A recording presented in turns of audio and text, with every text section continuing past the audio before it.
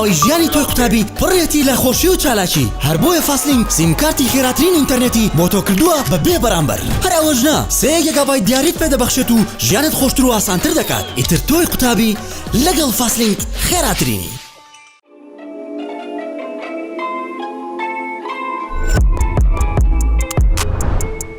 سلام علیکم ئاڕێیانی خۆشەویستم زۆر بەخێر بێن باڵکەیەکی نوێ بەرنامە سفر یەک ژێری تکا دەکەم دوگمەی لایک سەبسکرایب لە بیر نەکەن هەر هەمووتانم خۆش دەوێت سوپاز و پشتگیریەکانی ڤیدیۆ ڕابردوو سوپاز و پشتگیریەکانی ڤیدیۆ Red Dead Redemption 2 باکسس بە گەورەترین هەواڵەکانی هەفتێکین کە تۆنێک هەواڵمان هەیە بێگومان سەرەتاش بەباستی ئەو یاریانە بکەین کە لەو هەفتەیە بڵاو دەکرێنەوە بێگومان چەند یاریێکی گەورە لەو هەفتەیە بڵاو دەکرێنەوە یەکەشیان بێگومان دەزانن Call of Duty Vanguard لەو هەفتەیە بڵاو دەکرێتەوە بڕیارە یاری Call of Duty Vanguard لە 5/11 لەسەر پلەیستیشنەکان Xboxەکان و بێگومان PCش بەردەست بی خۆی لە چەند مۆدەکەدا بێگومان مالتیپلەیەرمان هەیە ستۆریمان هەیە واتە کەمپەیمان هەیە ئەوە مۆدی زۆمبیەکانمان هەیە و وارزۆنیش تێکەڵی Call of Duty-ەکەی دەکرێت و ماپەچی نوێژە بە وارزۆنی بەردەست دەبێت کێشەیەکی گەورە لەو یاری هەبوو لەو هەفتەیە کە باسی وای دەکرێت کە قەبارە یاریەکە چەند دەبی چەند نابی چەند زانیاریەک هەیە لە ئۆنلاین بەڵام بە فەرمی Activision دەڵێ نیوەی قەبارەی یاری Call of Duty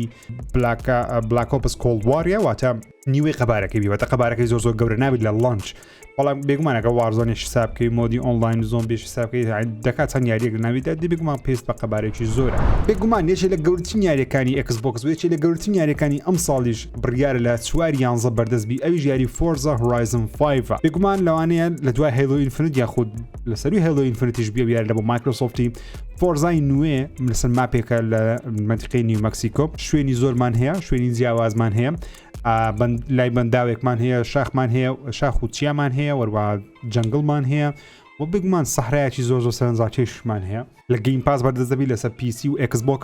من لە ڕۆژ یەکەم یاریەکە تاقی دەکەین لە چەناڵ ئینشاءالله هیوادارم ئێوەش سەیری بکەن وەروە خۆتان ئەگەر Xboxتان هەیە گەیم پاستان هەیە تکا دەکەم ئەو یاری گەوری لە قیس خۆتان مەدەن لە کۆمنت بنووسن چی ئەو یاری ڕۆژ یەکەم دەکەم بابی دۆزینەوە هەموو ساڵی یاریشی نوێی جەست دانسمان هەیە ساڵیش جەست دانس 2022 هەیە ئەوە بزانە هەموو ساڵی نازانم ساڵیان بەڵامی جەست دانس 2022 ئەو ساڵ بڵاو دەکرێتەوە بەڵام نازانم چی نوێ زیاد کرێ بەڵام هەموو ساڵی یاریە بڵاو دەکرێتەوە بڕیارە لە بەرواری 4/11 لەسەر PC پلەیستیشنەکان و وەروەها Xbox و سویچیش بەردەست یاریەک لەسەر ستایلی فیلمێکی لایڤ ئاکشن واتە فیلمێکە بەڵام کارکتەرەکان کاتێکە بڕیارە دەدەن دەبێتەوە بڕیارەکانیان هەڵدەبژێری فیلمەکە دەستە لایەکی دیکەوەتە فیلمە بەڵام بەشەی ئینتەراکتیڤەوەتە کاردانەوەکردنە بەرامبەری بەشێوەی یاری بڵاو دەکرێتەوە بەناوی بڵەد شۆڕ واتە کەناراوی خوێن بڕیارە لە 3/11 لەسەر PC پلەیستیشن Xbox بۆ سویچ بەردەستبی بۆ بزەم باسی ئەوەن دەێت فڕێت شتەکان تێگەیشت بن باسی چەند ستریمەرە چی دەکەم لە شوێنێکن دایانێ شتێک ئەنجام دەن تۆژەک و گیمەر چارەنووسی ئەو کارکتەرانە دیاری دەکەی باڵبژاردننی هەندێک لە دایاڵۆگەکان وەشتانە یاریەکانی پلەیستیشن پلس پلەیستیشن ناو ئاشکراکران پلەیستیشن پلس هەریەکە لە یاریەکانی ناکاوت لەگەڵ فێرست کلاس Trouble لەسەر PlayStation 4 PlayStation 5 بەردەست دەبن لەگەڵ یاریێکی دیکەش لە بۆ PlayStation 4 و PlayStation Plus بەڵام یاریێکی دیکەش لە بۆ PlayStation 4 PlayStation 5 بەڵام تەنیا ڤێرژنی Play 4ەکەیە بەناوی Reckoning کە زۆر بەلامەوە گرنگنیە و یاریانە ناکاوتەکە لەوانە مین بەڵام ئەوەی گرنگە چەند یاریێکی لە بۆ PlayStation VR لەو مانگە بەردەست دەبێت لەبەرەوەی یادی دەرچوونی PlayStation VR دەکرێتەوە لەو مانگەی یاریەکانی PlayStation ناویش چەند یاریێک لەو مانگە بەردەستی بەڵام گەورەترینیان یاری مافیا Definitive Editionە ئەو یاری نوێیکەوە باسی ریمیکی مافیای کۆن دەکە کە پێم وایە شش چەند شاگە PlayStation ناو بەکاردێنی دەتوانین لە بخۆت مافیا یەکی تاقیکەوە کە یاریێکی زۆر باشە و سەرنجڕاکێشە و یاریی زۆر خۆشە بەڵام PlayStation Plus نە PlayStation ناو منافەسە گەیم پاسیان پێ ناکرێت لەبەروی لەوانەیە گەورەترین مانگ بی لە بۆ گەیم پاسی هاوڕێ مانجی 11 نۆڤمبەر لەبەروی هەریەکە لە یاریەکانی Grand Theft Auto San Andreas بە ڤێرژنە نوێیەکە بە Definitive Edition واتە ڕیماستەری کە دەکرێتەوە ڕاستەوخۆ لە ڕۆژی یەکەم لە 11 لەسەر گەیم پاسی بەردەست دەبیت وەروە یاری It Takes Two کە یاریی زۆر کۆواپی زۆر نایابە لە گەیم پاس بەردەست دەبیت ئەو مانگەی لەگەڵ Forza Horizon 5 لەگەڵ چەند یاریشی دیکەش بۆ Minecraft لە بۆ PC فوتبۆل مانەجەری نوێ گەیم پاس لەوانە بڵێن باشترین مانجی گەیم پاسیان لەوانەیە هەڵە نەبوو لەبەر یەکێکە لە مانگە باشەکان چەند یاریشی زەخمت دەداتێ Xbox بەڵام مایکرۆسۆفتیش هەموو شتەکانی باش نییە لەبەرەوەی لایڤ گۆڵ دەکەی یاری زۆر باشکێدانی وەکو چەندی مانجی ڕابردوو کە دیاری بچووک دادنن یان یاری زۆر کۆن دادنن کە هیچ گەیم لەوانێت ئەو کەسانی گرنگجی بۆ یاران ژمارەیان زۆر کەم بین ئەڵێ نییە بەڵام لێگۆ باتمانەکەم زۆر بەڵام مانگی کە لە لایڤ گۆڵدەکەی دادنن لێگۆ باتمان دوو حەزەکەم تاقیکەمەوە بەڵامانی دیکە زۆر خەڵک ڕخنەی هەیە وەکومانکانی ڕابردوو ڕاپەری بەناوبانک سنوپ دۆگ لە کاتی مقابلەیەک لەگەڵ ماڵپەڕی ڕۆڵینستۆن یاخود گۆڤاری ڕۆڵینستۆن لە پۆدکاستێک دەڵێ من دەزانم دکتۆر درێ ئێستا خەریکی چییە کە لە 2015 بۆ دکتۆر درێ بێگومان هیچ گۆرانێکی تایبەت بەخۆی یاخود بەخۆی میوزیکی دروستکردی بڵاوی نەکردیتەوە دەڵێت دکتۆر درێ ئێستا خەریکی دروستکردنی میوزیکە لە بۆ یاریەکی GTA و یاریەکەش کە میوزیکە نوێیەکەی لە ڕێو یاری نوێی GTA بڵاو دەکاتەوە بەڵام سنوپ دۆگ ناڵە GTA 6 GTA 5 GTA ریماستەرە نوێیەکەیە قسە ناکات تەنیا دەڵێ بڵاو دەکرێتەوە یەکسەر هەموو دنیا چای لە بەوەی بووکەوە GTA 6 بێگومان 100% من وەک خۆم پێم وانە ئەو میوزیکە نوێی دکتۆر درێ لە بۆ GTA 6 بی من پێم وایە سنوپ دۆگ ئەو کاتی کە قسەی کردیا ویدی کێشایە حەشیش کێشایە زۆر هەگەی خۆی نەبووە لەبەرچەو قسەش دەکەم لەبەرەوەی ئەگەر لە بیرتان بی GTA San Andreas زۆربەی ئەو میوزیکانی لە GTA San Andreas بەکارهاتیە میوزیکەکە لەلایەن دکتۆر درێ دروستکرایە پێم وابی هەمان ئەو گۆرانیانە بەکاردێتەوە میوزیکی گشتی یاریەکە بەکارێتەوە لەلایەن دکتۆر درێ ریماستەر کرایە خۆ نوێ کرێت بەڵام هەواڵەشکەمان هەیە لەسەر GTA 6 ئەوڵنا دەتوانین بڵێن دەنگۆمان هەیە لەسەری بەپێی لیکەرەکی بی دەڵێ GTA 6 زۆر تاخیر دەبی و بەرهمێنان GTA 6 کارەسات بوو لە بە ڕۆکستاری و دان هاوزەر کە پێشتر باسم کرد دان هاوزەر دروستکەری یاریەکان GTA بەتایبەتی GTA 5 و Red Dead Redemption 2 کاتە کە ڕۆکستاری بەجێهێش لەبەر ئەوەی بوو کەوا بەرهمێنان GTA 6 زۆر کارەسات و وازی هینایە و ئێستا کارەساتەکە ها بەردەوامە بەرهمێنانی زۆر زەحمەتە تەنانەت دەڵێ GTA 5 چەندین ساڵی ویستاوەکو GTA 5 تەواو کرا لە 2008 خەریک بوون 2013 پێیان بڵاو کرایەوە لە 2012 خەریکی Red Dead Redemption 2 بوون 2018 بڵاویان کردەوە تا کاتێکی زۆری دەخیان یاریەکانی ڕۆکستاری و GTA 6 بە قسەی ئەو کابرایبی کە نازانین وێ یاخود بۆ نییە لیکەرەکان مشکلەکانەوە ناوی ڕاستەقینیان نییە هەمووی ناوی کۆدا لە ڕێدێتی پێ کابرایبی کە ناوی XY 78 ئات نازانم چییە دەڵێ کاوکە دەڵێن زۆر قسەکانی ڕاست بوو تەنانەت من یەکشتی ئەو کابرایان بینیوە کە ڕاست دەچوو ئەویش GTA ریماستەر و بەڕاستی لە پاری ئەو یەکەم کەس بکەوتی GTA ریماستەر بەڕێوەی وە قسەکەش ڕاست دەچووە بەرهەمەکەش وا دێتن تەمانگەش لێش قسەکانی وی دەڵێمەوە دەڵێم ئەو کابرایەوەی وتیە دەڵێ GTA 6 کێشەی گەورەی هەیە لە بەرهەمهێنان ڕۆکستار دەیەوێت تەکنیکێک ئەنجام بداتن کە تاوەکو ئێستا لە جیهانی ڤیدیۆ گەیم ئەنجام نەدرێ ئەویش گۆڕانکاریە لە کەشوهەوە گۆڕانکاریە لە زەمن و گۆڕانی باڵەخانەیە و گۆڕانی ئۆتۆمبیلە بە پێی تێپەڕبوونی کات واتە هەمان ئۆتۆمبیل هەمان باڵەخانە بە پێی تێپەڕبوونی کات کە لە ستۆریەکە چێ پێش نوێ دەبنەوە ئەپدەیت دەبنەوە بەڵام شتێکی دیکەمان هەیە لەسەر GTA کە فەرمیە ئەویش GTA San Andreas بە شێوەی VR بەڵام نازانین ئایا ڤێرژنە نوێیەکەی یان ڤێرژنە کۆنەکەی من پێم وابی ڤێرژنە کۆنەکەیە دیکەنە VR لە بۆ هێدسێتی Oculus 2 کە لە فەیسبوک و خاوەندارەتی دەکرێت مارک زەکەربەرگ لە کاتی ئاشاکردنی جیهانە نوێیەکەی خۆی بەناوی مێتاڤێرس کە پێم وابی هەروەکو فیلمی واڵیە ومان لێ قەڵەو دەبین لەسەر پرسێکی دەکەوین لە ناو دنیا مێتاڤێرس دەژین بە شەریعەت قەڵەو دەبی بەمانا دەبی زەوی کاول دەبی خەڵک تەنیا دەبی لە ناو ئۆنلاین بژی لە ڕێگەی شاشەوە بژی بزەبت مارک زەکەربەرگ دێ دنیا وای لێبێ ڕاگەیان کەوا یاری GTA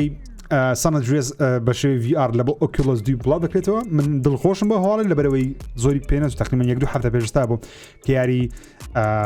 Resident Evil 4 لە بۆ Oculus 2 بڵاو کرایە بە شێوەی VR کە یاریی زۆر سەرکەوتوو بوو ڕخنەگران زۆری ڕازی بوون گەیمەر زۆری ڕازی و زۆر سەرکەوتین بەدەستینە پێم وابی لە بۆ GTA San Andreas شەما شێوە بەڵام GTA San Andreas یاریی زۆر گەورەترە زۆر فراوانترە لە چاو Resident Evil 4 Resident Evil single player ئەویش single player بەڵام ئەو open world گەورەترە و مشنی یەکزار زیاتر نازانم چۆن تعامل لەگەڵ شتەکان دەکەم بەڵام زۆرمان پێناسی بە قسەی زەکەربەرگی بیدڵە لە ماوە 1-2 ساڵی داهاتوو بڵاو دەکرێتەوە شتێکی دیکەش لە ڕۆکستاری ئەو هەفتەی هەواڵی ڕۆکستارمان زۆرە Red Dead Redemption Remaster ئەو هەفتەیە تقریبا لیکەرێک دەڵێ بە شێوەیەکی فەرمی ئەو قسەی لیکەرەکەی دەڵێ بە شێوەیەکی فەرمی لە پاش GTA San Andreas و سێ و ڤایستەکەی کە ریماستەر دەکرێن لەو هەفتەی بڵاو دەکرێنەوە لە 1-2 هەفتەی لە پاشەوەی ڕۆکستار ئیعلانی Red Dead Redemption ریماستەری دەکات واتە Red Dead Redemption 1 بەڵام بە کواڵیتی نوێ ریماستەر دەکرێتەوە یاخود بەنای Definitive Edition دەبیتن لە بۆ کۆنسۆڵەکانی PlayStation 4 و PlayStation 5 Xbox One و Xbox Series لەگەڵ سویچیش لەوانێ بەردەستی بخە بەڵام باوەڕ ناکەم بە سویچی ریماستەر بکەن لەوانێ هەڤێژنەکەی خۆی لەسەر سویچی بەردەستبی نازانم بەردەستە یاخودنە بەردەستەخەن یاخودنە حەزم لێ سویچێکی بکڕمەکو ئەوی مامەزانەی حەزمێ دانەیەکی بکڕم لە داوام لە خۆگەڵی پێکەوت کە لە ماڵی دیاری مەجال نییە بەڕاستی مهم زۆر دڵخۆشم بەو هەواڵەی واکی دیشم ڕاست دەبی لە بەرەوەی وەکو تازە باسمان کرد GTA ئەگەر کاتەکی وا زۆر بخیان GTA 6 ڕۆکستار پێویستە یاری دیکە ریمەیک و ریماستەر بکاتەوە تاوەکو ئەو فەراغانە پڕکاتەوە زۆر دڵخۆشم چکۆی Red Dead Redemption 1 تاوەکو ئێستا من ستۆریەکەم تەواو نەکردیە تاوەکو ئێستا تەواو نەکردیە کە خۆشم پێگەیمەرە و یاری Red Dead Redemption 1 تەواو نەکردیە پێویستە تەواویکەم بەڵام حەز دەکەم بە ڤێژنە نوێیەکە تەواویکەم ئینشاءالله لەوانێ بکەینە ڤیدیۆش بۆ ئێوەی خۆشەویست لەو هەفتەیە یاریێک بڵاو کرا بە ناوی Marvel's Guardians of the Galaxy کە من نەمکردی هێشتا بەڵام حەز دەکەم بیکەم بەڵام نرخی گرانە جارێ ئەو یاریە ریڤیۆرەکانی زۆر نمرەی باشیان پێێتان دەڵێن هیچێکە لە باشترین یاریەکان لەو سا بڵاو کرێتەوە لە Metacritic 77% هەیە کە لە بۆ یاریێکی Square Enix و Crystal Dynamics یەکجار نمرەی بەرزە لە بەرچاو قسەش دەکەم لەبەری Marvel's Avengers یان بڵاو کردەوە کە یاریێکی ستۆریەکەی زۆر باش بوو ئێستا خۆم خەریکیمە ستۆریەکەی زۆر باشە بەڵام زۆر کەمە چەند شاپتەرێکی کورتە بەڵام یاریەکەم فۆکسی لەسەر لایڤ سەرویسیە کە بەردەوام گەمی ئۆنلاین بکەی پارەی سەرفکە جلو بەرجی وەشتا مایکرۆ ترانزاکشن قماری ئەلکترۆنی بکەی تاوەکو چ قۆڕ بکەیت بۆیش Marvel's Guardians of the Galaxy یاریێکی تاو سینگل پلەیەرە پێویستی بە پارە سەرفکردنی زیادە نییە نزیکەی 20 کاتژمێرێک دەبی یاریەکە دەڵێن ستۆریەکەی زۆر ڕاکێت بە فەرمی Ubisoft یاخود سەرۆکی کۆمپانیای Ubisoft ڕایگەیاند کە یاری Assassin's Creed Infinity ئەو یاریە کە بەحساب لە 2022 بڵاو دەکرێتەوە کە لەوانەیە 2022 بڵاویش نەکرێتەوە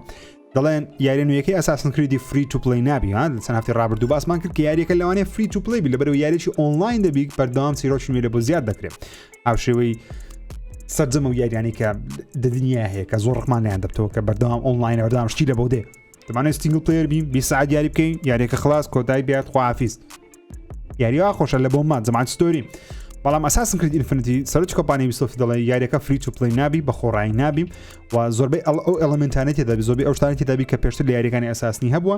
بەڵام بەردەوام کۆنتنتی نوێ بابەتی نوێ لە بۆ زیاد دەکرێت بەناو ئینفینیتیەوە تا هەتا ئەو یاری هەر دەبینی هە بەردەوام شتی نوێ لە بۆ دێ کۆنتنتی لە بۆ دێ ماپی نوێ لە بۆ دێن هەواڵەکی یەکجار دڵخۆشکرد لە بۆ جەماعەتی مارڤڵی کە تاژ باسمان کردن دەرهێنەرشی یاریەکان هەیە کە پێشتر هەر سێ یاری 1 و 2 3 ئەنچارتی دروست کردی بە ناوی ئەیبی هێنین ئەو خانمە کە پێشتر لەگەڵ سۆنی کاری دەکرد لەگەڵ ناکیلۆجی کاری دەکرد ئێستا لە بۆ کۆمپانیایەکی نوێ کار دەکات بە ناوی Skydance New Media کە خەریکی دروستکردنی یاریێکی سینگل پلەیەری نوێنە لە بۆ کۆمپانیای مارڤڵی بەڵام نازانم بەس دەبێت کارکتەرێک دەبی بەڵام زۆر دڵخۆشم کە یاریەکە تەنیا سینگل پلەیەرە و ستۆریە و ستۆریەکی دەڵێ پڕخەماوی و پێکەنین و ئەکشنی تێدایە کە یەکجار دڵخۆشم وەکو سپایدەرمان و ئەوانە دێتە پێشچاوم وڵڤەرین و سپایدەرمان وانە لەبەر چ دڵخۆشم ڕێوە دەرینە زۆر نایە بەچکە هەر سێ یاری 1 و 2 3 ئەنچارتی بەڕاستی یاری نایە بە تایبەتی بەشی دووەم و سێم تۆپن یەکیش خۆشە بەڵام یەک کۆنە بەڵام 2 3 بە تایبەتی 2 زۆر نایە بوو و هیواخوازم ئەیمی هێنینگ یاریێکی زۆر تەواو نایابی مارڤڵمان لە بۆ بپێکی بەڕاستی بەڵام نازانین کەی بڵاو دەکرێتەوە جەماعەتی دارک پیکچەرسی ڕاوەستانیان نییە کارمەندەکانیان حەز دەکەن بەردەوامیش بکەن بۆیە بەشەکی نوێ لە یاریەکانی دارک پیکچەرز ئەنثۆلۆجی بڵاو دەکرێتەوە کە تازە یاریی نوێیان بڵاو کردەوە بنهێ House of Ashes کە مامە حەمە کردی یاریی نوێش بڵاو دەکەنەوە لە ساڵی داهاتوو بە ناوی The Devil in Me یەکەم ترێلەری لێستا ئەو بۆ بڵاو کرایەوە کە ئەو یاریە و جارە هەر ترسناک دەی بێگومان بەڵام کۆتایی ئەو وەرزەی یاریەکانی دارک پیکچەرسی دەبی کە لە Man of Medan و Little Hope و House of Ashes و لەگەڵ ئەو جارش دەبتە The Devil in Me واتە ئەو تریلۆژی ئەو چواریاریە واتە ئەو ساگایە کۆتایی پێدەوترێت سیزن 1 سیزن 2 لە پاشە یاری بەس دەست بەشتەچکە دەکەن The Devil in Me باسی بکوژەکی مسلسل دەکات واتە باسی سریال کیلەرێکی دەکاتەوە خەڵکی دەکوژی بەردەوە بەڵام بەس زۆر لە ستۆریەکەی جارێ نازانی تەنیا قسە هەیە بەڵام بە فەرمی ترێلەکەی زۆر سەرنجاچش دیارە وایە یاریەکانی دارک پیکچەرسی بجومورێکی تایبەت بەخۆی هەیە و کۆمپانیایەکەش بەردەوام دەبن لە دروستکردنی یاری لەبەرەوەی بەردەوام دەفرۆشێت کۆمپانیای سۆنی بە فەرمی براندێکی نوێی لە بۆ خۆی دروست کرد یاخود دەتوانین بڵێن بە ناوەکی نوێ یاریەکانی خۆی لەسەر PC بڵاو دەکاتەوە لەسەر کۆمپیوتەری بە ناوی چ بێگومان ئاسانە PlayStation PC یا ناوەچکە یان نەبوو دابنێت تەنیا PlayStation and PC و یاریەکان لە بۆ PCش بڵاو دەکەینەوە شتەکە ئاسانە لە خۆتان فێرمە زۆر باسیتە PlayStation PC بەرپرس دەبی لە بڵاوکردنەوەی سەرجەم یاریەکانی PlayStationی لە بۆ PC کاتەکە بڵاوی دەکەنەوە جای هەموو یاریەکان دێنە ئەو هەفتەی ڕابردوو زۆرمان باس کرد یاریێکی دیکە کە وا پێدەچی بە سەدان کەس کای لەسەکری بەڵام actually یەک نەفەر کای لەسەکری یاری Bright Memory Infinite ها لە بیرتانەوە یاری کە Microsoft کردیەوە وتی لە بۆ Game Pass وانە بەدەست دەخەن هەر یاریەکە لە بۆ کۆنسۆلی بەداخەوە بەردەست نییە بەڵام ئەپدێتێکی نوێ لە بۆ PC بڵاو کرایەوە بە ناوی Infinite کە وەکو DLC-ەکە expansionەکە لە بۆ کەسانی کە یاری Bright Memory براید مێمۆریان کردیە کاتی خۆ لەسەر پیسی ئێستا ڤێژنی ئینفرتەکە بە خۆڕای دەدرێتەوەن بەڵام هێشتا نازانین کەی لەسەر گەیم پاسی پیسی و گەیم پاسی ئەکسبۆکسیش بەردەست دەبی کە تەنیا یەک کەسە کاری لەسەرەکە ئەو یاریە جوانە یوبیسۆفت ڕایگەیان تا دیڤیژن 2 زیندوو دەکەنەوە کە ئێستا یاریە بە قسەی یوبیسۆفتی بی نزیکە لە مەرگ چکە لە هیچ کەسێک نایکە واتە ڤێژنە ئۆنلاینەکەی کەس تاقی ناکات و تەنیا سینگڵ پلەیەرەکەیان بڕیە دەڵێن زیندوو دەکەنەوە لە سەرەتای ساڵ داهاتوو بابەتی نوێ لە بڵاو دەکەنەوە و دیڤیژن هارتلاینەکەی کە بڕیار بوو بە شێوەیەکی فری تو پڵی بڵاو بکەیتەوە ئەو مۆدە دواخرا لە بۆ کاتەچی نادیە یارێکی دیکەش دواخرا لەلایەن یوبیسۆفتەوە کە نازانم پێ دڵم پێ خۆش بی یاخودنا ئەویش یاری پرینس ئۆف پێرژایە ریمیک کە بڕیار بوو لە 2019 سەرەتا بڵاو بکرێتەوە بەڵام دایان خستە بە 2020 دوایان خستە بە 2021 دایان خستە بە 2022 دوایان خستە بە 2000 نازانم چەند یاریەکە بە فەرمی دواخرا 2022 بڵاو ناکرێتەوە چکە لەبەر لەبەرەوەی گەیمەرێکی زۆر ناڕازی بوون لە کوڵەتی یاریەکەی دایانوت ئەوە ریمیک نییە تەنیا ریماستەرە یوبیسۆفت دووبارە دەبێت لە سفرەوە تەواو یاریەکەمان لە بۆ دروست بکاتەوە لەبەرەوەی مە گەیمەرانە گەیمەری ستۆری زۆر زە قەرب دەبن ئیزعاج دەبن کە تەشتێکی دەبینن جوانە پارەی دەدەن $6 دەدەن کەمان یوبیسۆفت کەمان لەوانەیە فیلمەکانی سۆتان بینیبی سۆی بەناوبانگ یەکێکە لە بەناوبانگی فیلمە ترسناک نییە وەکو ترسناک بەڵام کشتن و برینی زۆر تێدا ئەمە ناتوانم بە سۆی بڵێم ترسناک لەبەرەوەی پێی دەوترێت سلاشەر واتە کشتن و برین تێدایە توندە ڤیدیۆگەیمێک لەو بارەیەوە دروست دەکرێت چەندە پێشتر ڤیدیۆگەیمی سۆی هەبوو لەسەر پلەیستیشن 2 بەڵام لە بۆ ڤێژنی نوێ لە بۆ پلەیستیشن 4 و 5 و ئەکسبۆکس 1 و ئەکسبۆکس سیریس و ئەوانە و پیسی ڤیدیۆگەیمێکی نوێی سۆی بە فەرمی لەلایەن ستودیۆ لایەنسگەیت کە دروستکەری فیلمەکانی سۆیە لەگەڵ کۆمپانیای چتیکە کە ناوەکەی لەبیر کە لەبیرش کرد بینوسم لە بەرەمێنانە بەڵام نازان کی بڵاو دەکرێتەوە هەر قسەکردن لەسەر ئەو فیلمانی دەکرێنە ڤیدیۆگەیم لەوانەیە زۆربەتان فیلمی ئەکوایت پلیستان بینیوبی بەشی 1 و 2 کە دوو فیلمی زۆر نایابی ترسناکی مانەوە لە ژیانی بێدەنجیە کە نابی قسە بکەیت پەنجەی پێت تەنگەچی لێوە بێ وحشەک دەرێ دەتخوا یاریێک دروست دەکرێت کە پێم وایە لە بۆ یاری زۆر نایاب دەبی بە بێدەنجی سڤایڤڵ مانەوە لە ژیان فەرست پەرسن بی یاخود ثرد پەرسن بی ینی نابی دەنگل لێوە بێ تقریبا وەکو لاست ئۆف ئەس وانێتە پێشچامەوە یاریش بەڵام زۆر سەرنجاشێش دەبی ئەکوایت پلیس ئەیش بە فەرمی لە بەرەمێنانە و بزەبت لەلایەن پەبلیشەری و لەگەڵ لەلایەن جەماعەتی ئەوەی دروست دەکرێت کە یاری وۆڵزیان دروست کردیە و ستودیۆیەکی نوێیان هەیە بەناوی ئیلیگاتۆ ئیلۆگیکا کە ستودیۆیەکی نوێنێ چەند یارییان هەیە بەڵام وەکو یاری گەوریان دروست نەکردیە خۆشەویستانم لەوانێ بینیتان ستیت ئۆف پڵەیمان هەبوو لەو هەفتەی ڕابردوو ستیت ئۆف پڵەی زۆر خراپ بەڕاستی من وەکو هەوادارەکی هەم ئەکسبۆکسی هەم پلەیستیشنی ئەوان زۆربەتان پڵیژێت زۆر هەواداری پلەیستیشنی ئۆکەی هەواداری پلەیستیشنی ما ئۆکەی چۆت تێتە یانی هەواداری پلەیستیشنی بیشتە خراپە هەواداری ئەکسبۆکسیشمە هەواداری پیسیشمە هەواداری هەموو شتێکیمە من ستیت ئۆف پڵەی زۆر خراپمان هەبوو بەڕاستی لەگەڵ مامە هەموو مامەزانە خەیرێکت وەڵە لەگەڵ مامە میری هەرسێکمان دانیشتین لەوە ئێوەی خۆشەویستمان گواستەوە لە ناو پیجی مامە ئەوەی چەناڵی یوتیوب مامە هەمووی هاوڕێیان سەرم چاک کردی زانیاریەکان لە مێشکم زۆر کەم بووینەوە لێ ژناتان قسەی بکەم ئەوڕۆ ستیت ئۆف پڵەی زۆر خراپ بوو تاکە یاری کە زۆر بەدڵم بۆ عرضکراوە لە ڕیاکشنی نیشتاندیدا و کاتی کە ستیت ئۆف پڵەیەکەمان دەگواستە لە بۆی خۆشەویست ئەویش یاری لیتل دیڤڵ ئینساید بوو پێم وایە یاری زۆر قشتە و ڕۆژ یەکەمیش ئەو یاریە دەکڕم لەبەرەوەی ستایلی منە مانەوە لە ژیانەکی ستۆریەکی کورتی قشتی جوانی خۆشی بەتامی ئەوەی کەوا دانیشم بیرڕیز نەکەمەوەی تفۆینەرژیەکەم و بچمە ناو دنیا یاری و خۆمونکە تیمی پلەیستیشن ئاشکرایان کرد یاری گراند توریزمۆ 7 زیاتر لە 400 سیارێتێدا دەبی کاتەکە بڵاو دەکرێتەوە کە ژمارەی کەمترە بێگومان لە چاو گراند توریزمۆی کۆنەکان وەرتەنان لە چاو فۆرزاش بەڵام مەبەستەکە لێرەوەیە دەڵێن سەرتا 400 ئۆتۆمبیل تێدابی دواتر بە شێوەی DLC فری